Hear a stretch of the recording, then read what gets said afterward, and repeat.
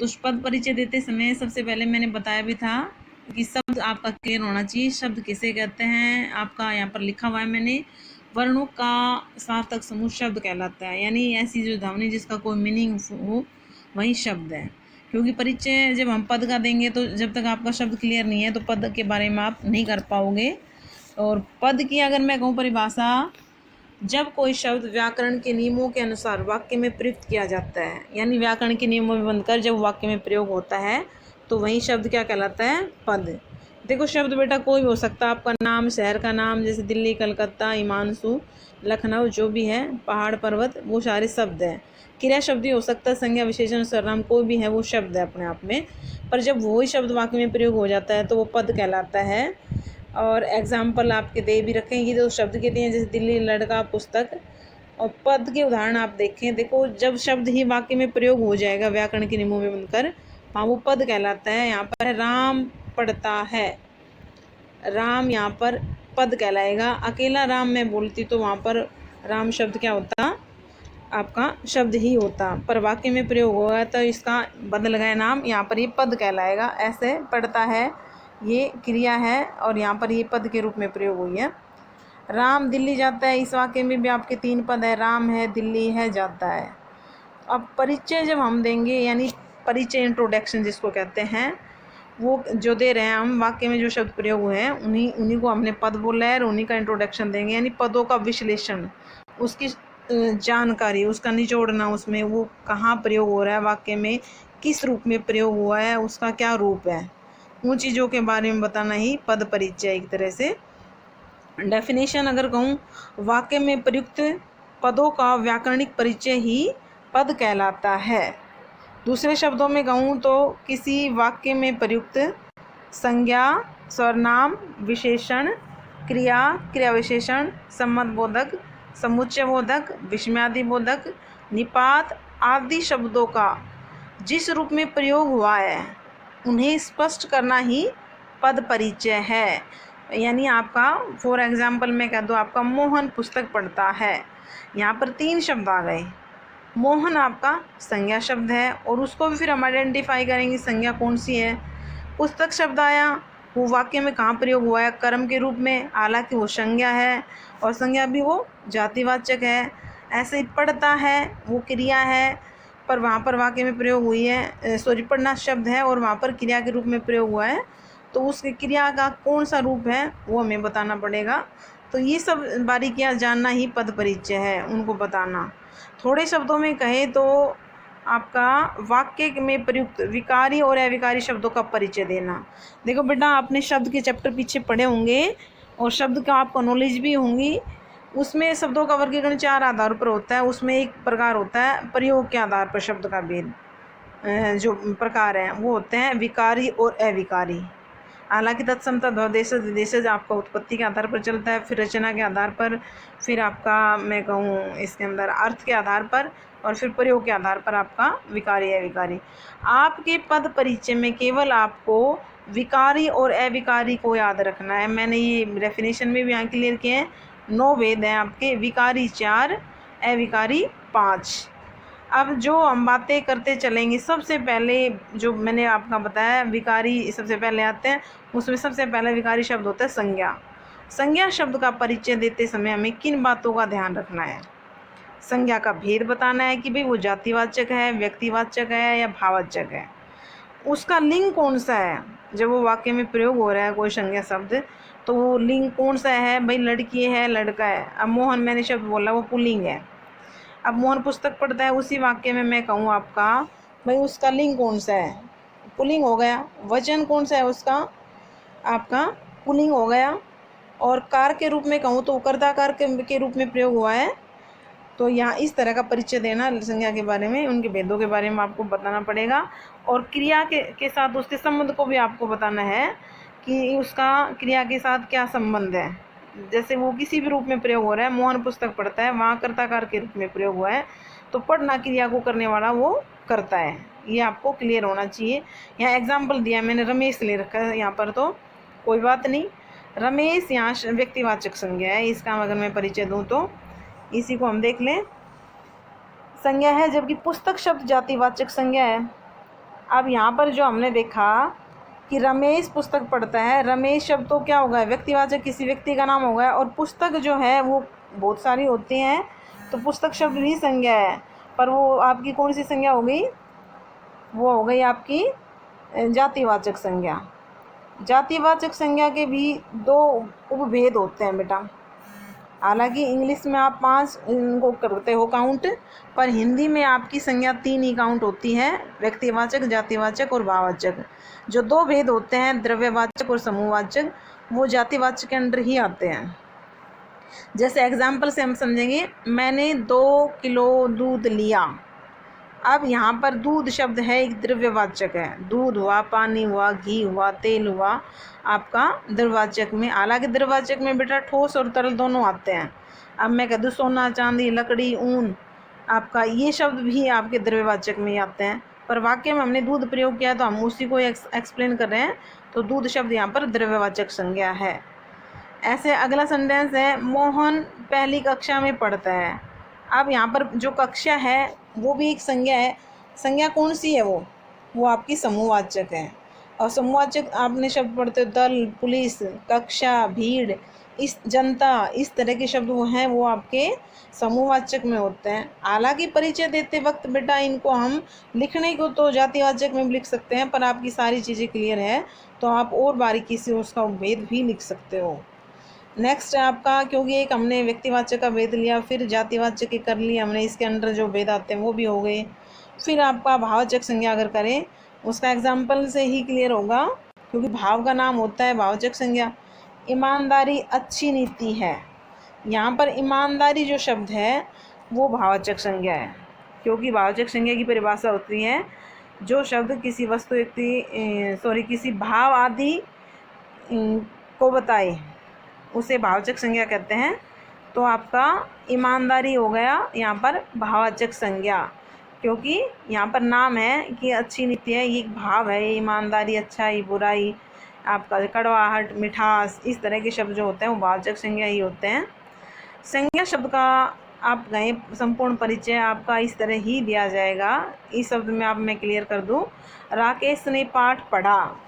अब आपको जो बिंदु लिखने हैं परिचय में, आपको एग्जाम में किस तरह से पूछा जाता है, वाक्य दे दिया, उसमें अंडरलाइन दे दिया शब्द, और उसका परिचय आपको लिखना है। तो ऐसे जैसे मैंने लिख दिया राकेश, राकेश ऐसे करोगे आप, या बिंदु अलग अलग भी बना सकते हो, संज्ञा, वचन, लिंग, कारक, ऐसे बिंदु बनाकर इनको लिख सकते हो। अदरवाइज जो मैंने लिखे हैं ऐसे लिखो जी। भाई राकेश शब्द क्या है, व्यक्तिवाचक संज्ञा है, क्योंकि भाई किसी का नाम है, संज्ञा मीन नाम होता है। और इसका वचन कौन सा है, ये एक वचन है, क्योंकि पीछे हमने बताया है इनको, आपको किन किन बिंदुओं को ध्यान रखना है संज्ञा का परिचय देते समय। तो ये आपका व्यक्तिवाचक संज्ञा हो गई, वचन इसका एक वचन हो गया है क्योंकि राकेश अकेला ही है। लिंग कौन सा है इसका, पुल्लिंग है। और यहाँ पर वाक्य में किस रूप में प्रयोग हुआ है, ये कारक की दृष्टि से कहें तो ये क्रिया को करने वाला है, ने कारक चिन्ह आ रहा है इसके साथ वैसे भी, तो ये कर्ता कारक हो गया आपका। और पढ़ा क्रिया को करने वाला है, इसलिए इस क्रिया का ये करता है, तो इसके संबंध को भी दर्शा दिया क्रिया के साथ, ये पढ़ा क्रिया को करने वाला है। आपका संज्ञा का परिचय क्लियर, क्योंकि संज्ञा और सर्वनाम आप दोनों ही कर लेना आप रिवीजन में।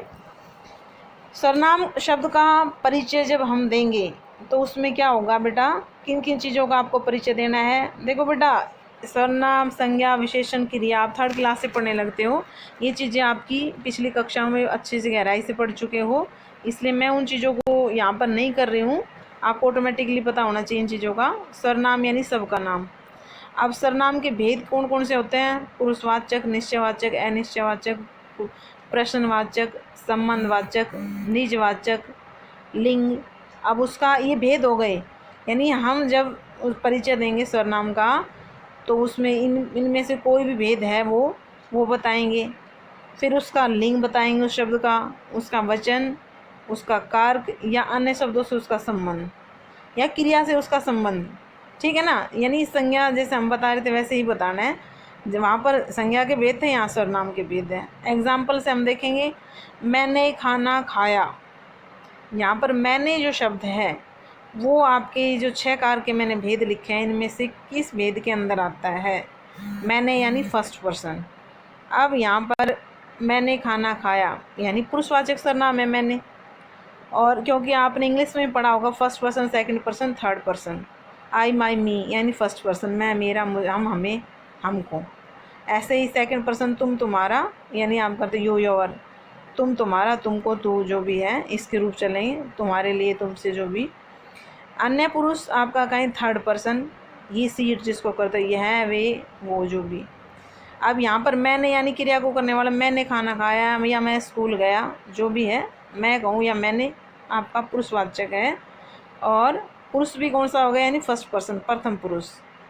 एक वचन हो गया क्योंकि अकेला ही है मैं। तो अब यहाँ पर क्लियर नहीं है वाक्य में कि काम को करने वाला कौन है। भाई कोई लड़की भी हो सकती है, लड़का भी हो सकता है। मैंने खाना खाया, लड़की भी कह सकती है, और इसी वाक्य को लड़का भी कह सकता है।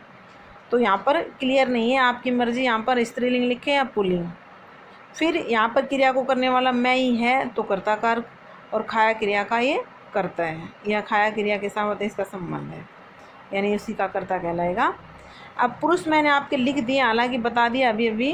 पुरुष, उत्तम पुरुष, मध्यम पुरुष, अन्य पुरुष। उत्तम पुरुष प्रथम पुरुष को ही बोलते हैं बेटा, इस चीज़ का ध्यान करें। उत्तम पुरुष किसको बोलते हैं? प्रथम पुरुष को यानी फर्स्ट पर्सन। इंग्लिश के बच्चों को ज़्यादा याद रहते हैं फर्स्ट पर्सन यानी उत्तम पुरुष, मध्यम पुरुष यानी सेकंड पर्सन, अन्य पुरुष यानी थर्ड पर्सन। अब ये बता भी दिए, मैं, मेरा, मुझे, हम आदि, हम, हमारा, हमको, जो भी है। मध्यम पुरुष होगा तू, तेरा, तुम्हारा, तुमको, तुम्हारे लिए, जो भी है आपका। नेक्स्ट अन्य पुरुष यानी थर्ड, वह, वे, यह, ये आदि। अब एग्जाम्पल मैंने दे दिया, यहाँ पर एक एग्जाम्पल हमारा पुरुषवाचक का हो गया। अगला एग्जाम्पल मैं ले रही हूँ निश्चयवाचक सर्वनाम का। वह ले आओ, यहाँ पर कोई चीज़ दूर है उसके लिए हमें कहें वह ले आओ। अब यहाँ पर निश्चयवाचक सर्वनाम है। अब और एग्जाम्पल देखें, वह खाना खा रहा है। अब वहाँ पर भी क्या है, सॉरी, वह खाना खा रहा है, यहाँ पर तो पुरुषवाचक सर्वनाम है और ये अन्य पुरुष है। अब इनमें डिफरेंस कैसे करोगे बेटा? वह इसमें वह ले आओ और वह खाना खा रहा है। अब आपको, क्योंकि सर्वनाम के भेद पुरुषवाचक भी है और निश्चयवाचक भी है, तो इस चीज़ को आप कैसे करोगे? वह ले आओ। अब किसी चीज़ के लिए कह रहे वह ले आओ, यहाँ है नहीं, तो निश्चय ही है किसी चीज़ की तरफ इशारा किया जा रहा है। जबकि सेकंड वाक्य में क्या है? वह खाना खा रहा है। अब वो कोई खा रहा है, वो क्रिया को कर रहा है, उस वक्त वहीं पर बैठा है, वह खाना खा रहा है, तो ये पुरुषवाचक सर्वनाम हो गया, थर्ड पर्सन हो गया। और वहाँ किसी दूर की चीज़ के लिए कहा गया था कि वह ले आओ। अब नेक्स्ट है आपका, जो सर्वनाम शब्द संज्ञा शब्द से पहले आकर उसकी विशेषता बताते हैं उन्हें सार्वनामिक विशेषण कहते हैं। सॉरी बेटा, यहाँ पर आपका पुरुषवाचक सर्वनाम हो गया। और आगे मैंने एक मिनट, जो सर्वनाम शब्द संज्ञा शब्द से पहले आकर उसकी विशेषता बताते हैं वे सार्वनामिक विशेषण कहलाते हैं। अब मैंने ये आपको क्यों बताया बेटा यहाँ पर? क्योंकि वह शब्द आपका क्लियर हो जाए। पीछे हमने एग्जाम्पल दिया, वह ले आओ, वह ले आओ निश्चयवाचक सर्वनाम होगा। अगले में वह खाना खा रहा है, ये पुरुषवाचक सर्वनाम हो गया। भाई किसी थर्ड पर्सन के लिए कहा जा रहा है। यहाँ पर मैं एग्जाम्पल दे रही हूँ, वह लड़का चालाक है। अब यहाँ भी वह प्रयोग हो रहा है, पर यहाँ पर अब अलग ही है ये यहाँ पर सार्वनामिक विशेषण है। मैंने परिभाषा भी लिखी, क्यों? क्योंकि यहाँ लड़का शब्द संज्ञा है और उसकी विशेषता बताने के लिए वह शब्द प्रयोग हुआ है कि लड़का कौन सा? वह है। तो ये विशेषण के रूप में प्रयोग हुआ, और विशेषण भी कौन सा है यहाँ पर? सार्वनामिक विशेषण। वह चालाक है, यहाँ पर क्या है? ये पुरुषवाचक सर्वनाम है, थर्ड पर्सन है कि कोई वह चालाक है। भाई दाल में कुछ गिर गया, अब ये सर्वनाम का थर्ड भेद है। कुछ यानी कोई फिक्स नहीं है क्या गिर गया, कोई, कुछ, किसी, ये शब्द आपका अनिश्चयवाचक सर्वनाम के अंदर आते हैं। तो कुछ का परिचय क्या हो जाएगा? अनिश्चयवाचक सर्वनाम, एक वचन हो गया। यहाँ पर भाई कुछ गिरा है, पता नहीं क्या गिरा है, क्रिया से पता लग रहा है। पुल्लिंग है, गिरा है, गिरी नहीं है। स्त्रीलिंग भी हो सकता है, सॉरी कन्फर्म नहीं है भाई छिपकली गिरी है या मच्छर गिरा है, सॉरी इस हिसाब से मान लो आप। तो स्त्रीलिंग या पुल्लिंग कोई भी हो सकता है। और यहाँ कर्म है कि दाल में कुछ गिर गया है, तो यहाँ कर्म कारक बोलेंगे। नेक्स्ट देखिए आप, वहाँ कौन बैठा है, तो यहाँ पर जो कौन शब्द आया यहाँ क्वेश्चन के रूप में यानी प्रश्न के रूप में आया है, तो प्रश्नवाचक सर्वनाम, क्योंकि आंसर जो आएगा वो सर्वनाम ही आए, सर्वनाम के स्थान पर संज्ञा आएगा। भाई वहाँ कौन बैठा है, वहाँ मोहन बैठा है, तो यानी यहाँ पर प्रश्नवाचक सर्वनाम है। संज्ञा के स्थान पर प्रयुक्त होने वाले शब्दों को सर्वनाम कहते हैं ना, तो यहाँ पर कौन की जगह संज्ञा शब्द ही आएगा, इसलिए ये प्रश्नवाचक सर्वनाम है। इसका परिचय होगा तो क्या देंगे, प्रश्नवाचक सर्वनाम। और कौन है तो पुल्लिंग है, कौन बैठी तो नहीं बोला, एक वचन है, और यहाँ पर कर्ता कारक है कि बैठने वाला कौन है, वो भी जो भी है वो क्रिया को करने वाला है। नेक्स्ट एग्जाम्पल देखिए आप, जो करेगा सो भरेगा।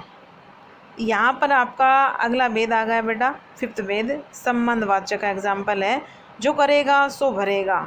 अब जो और सो, अगर मैं इनका परिचय दूँ तो यहाँ पर जो का होगा संबंधवाचक है ये सर्वनाम, क्योंकि जो का संबंध सो से है, और ये एक वचन है, जो करेगा यानी कोई एक ही व्यक्ति होगा जो करने वाला है, और कर्ताकार के रूप में यहाँ पर प्रयोग हुआ है, एक वचन है, पुल्लिंग है। जो करेगी सो भरेगी, तो उसमें स्त्रीलिंग हो जाता। तो ये आपका यहाँ तक हो चुका है। अंतिम भेद है निजवाचक सर्वनाम। इसका एग्जाम्पल है, मैं अपना काम स्वयं करती हूँ, क्योंकि निजवाचक सर्वनाम जो होते हैं अपनी निजता को प्रकट करने वाले होते हैं। जो करता जिन्हें अपने लिए, या मध्यम पुरुष अपने लिए भी कर सकता है, उत्तम पुरुष भी कर सकता है, कि मैं अपना काम स्वयं करती हूँ, वह अपना काम अपने आप करता है, तुम अपना काम खुद करो। तो यहाँ पर स्वयं, खुद, अपने आप जो शब्द आ रहे हैं वो आपके निजवाचक सर्वनाम के ही भेद हैं बेटा, उन्हीं के अंडर आते हैं ये शब्द। आप क्लियर हो जाएगा आपका। अगर बुक एक बार, मैं हमेशा कहती हूँ, पीछे का एक बार आप किसी बच्चे की बुक ले लो, आपकी पुरानी रखी 8th क्लास तक की, उसमें एक बार रीड आउट करो इस लेसन को, जो भी हम परिचय में पढ़ते हैं, ये नो के नो पे जो है लेसन, तो उसमें आपकी छोटी छोटी चीज़ें आपकी जुड़ती चली जाएंगी। यहाँ एक ही एग्जाम्पल दिया है, क्योंकि बेटा पता नहीं कितने शब्द होते हैं कि वेद के अंदर, तो सारे लेकर नहीं चल सकते। यहाँ पर स्वयं क्या है, निजवाचक सर्वनाम है, क्योंकि मैंने, मैं जो करता है उसने अपने लिए प्रयोग किया है, मैं अपना काम स्वयं करती हूँ। तो यहाँ पर, या मैं स्वयं करता हूँ कोई भी हो सकता है, खुद करता हूँ तो भी वही बात है, तो निजवाचक सर्वनाम है। अब ये वाक्य में करने वाली लड़की है तो स्त्रीलिंग है, लड़का होता तो यहाँ पर हम पुल्लिंग लिखते, मैं अपना काम स्वयं करता हूँ, तो यहाँ पर पुल्लिंग हो जाता, और एक वचन है। ये इसका परिचय होगा। इसमें यहाँ तक हो गया आपका सर्वनाम का बेटा, तो आपका ये